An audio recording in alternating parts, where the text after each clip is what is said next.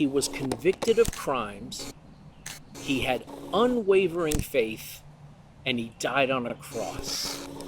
Walk with me today as we talk about the ultimate faith. Thanks for being here on the Spirit of Jesus channel.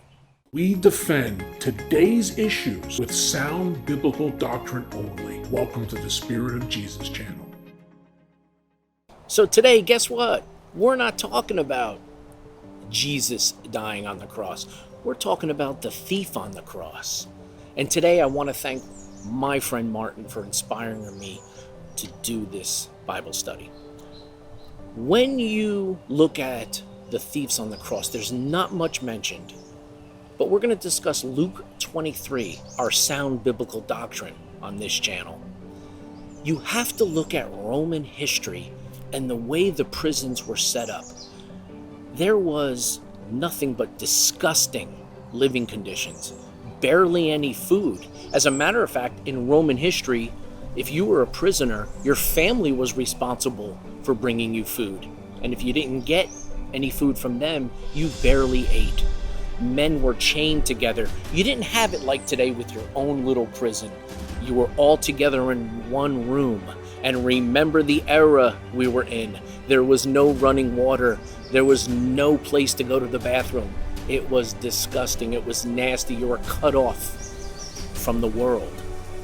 In fact, the hardened criminals were in an interior prison where there were no windows. There were no openings.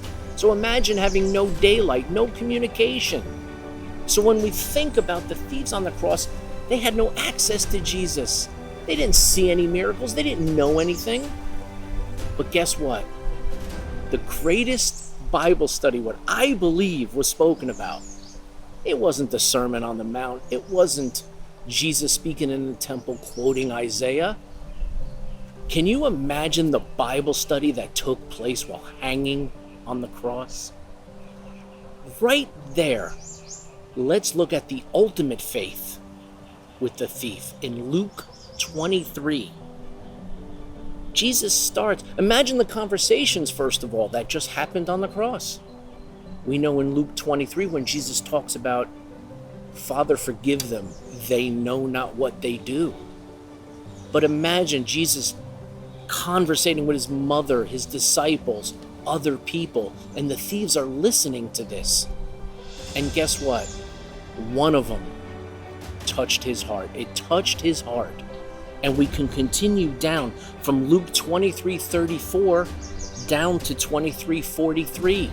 This to me was the ultimate Bible study.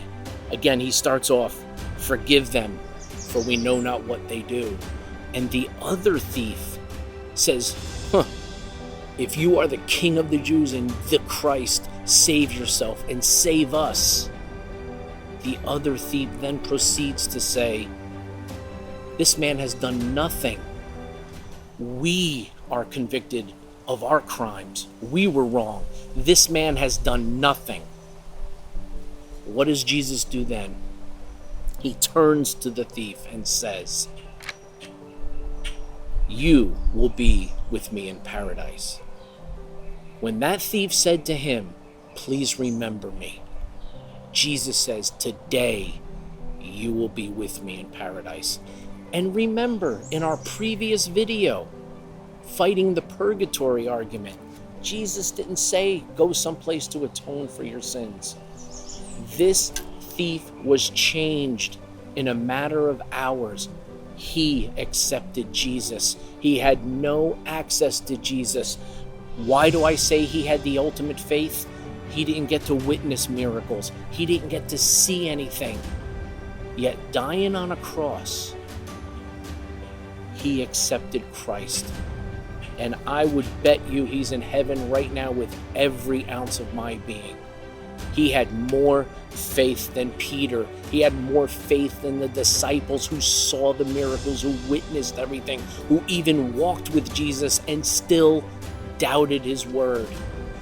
As we know, Peter denied him 3 times. Forget what happened to Judas Iscariot selling out for silver.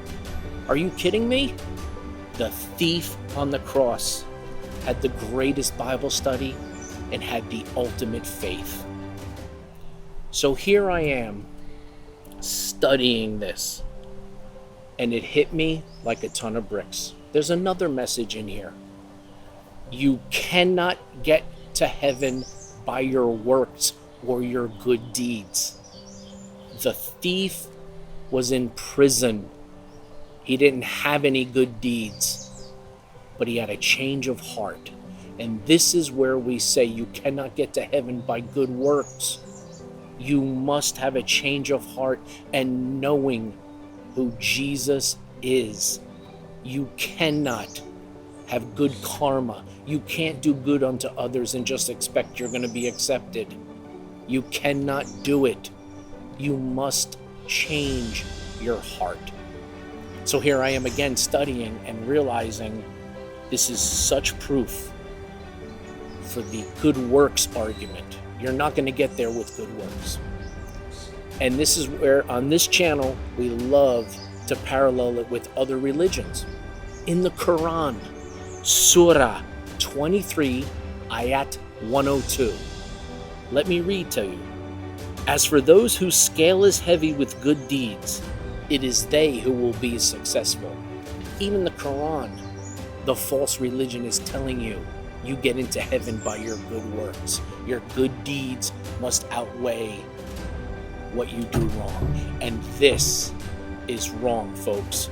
You can only get to heaven by your heart.